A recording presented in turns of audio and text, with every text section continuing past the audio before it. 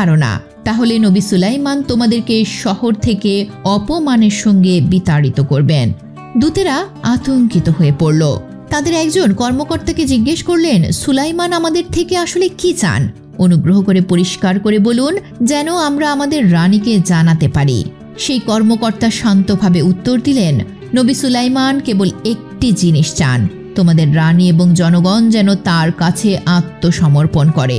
তারা বুঝতে পারল এই বার্তাটি একদিকে শান্তির আহ্বান, অন্যদিকে কঠোর হুঁশিয়ারি।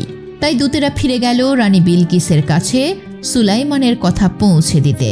দূতেরা যখন পৌঁছালো তখন রানী ঘুমাচ্ছিলেন। তবে তিনি তার দাস দাসীদের বলেছিলেন, দূতেরা এলে যেন তাকে সঙ্গে সঙ্গে জাগিয়ে দেওয়া হয়। তাই তারা বিরক্ত না করতে চাইলেও তাকে জাগানো হলো। রানী বিলকিস চোখ খুলতেই দূতদের সঙ্গে সাক্ষাৎ করলেন। তিনি জিজ্ঞেস করলেন, বলো, উপহার দেওয়ার পর সুলাইমান কি বললেন? দূতেরা ব্যাখ্যা করল যে তারা সুলাইমানের